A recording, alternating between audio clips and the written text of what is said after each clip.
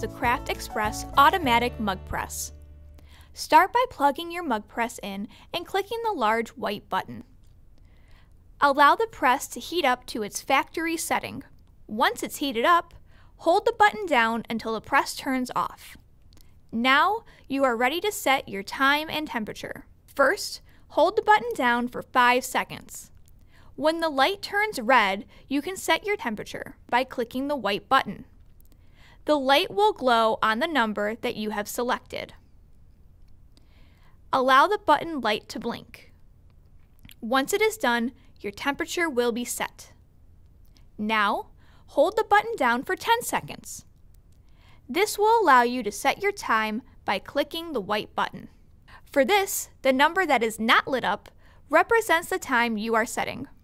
Allow your button to blink. Once it is done, your time is set. Hold the white button down to turn your press off.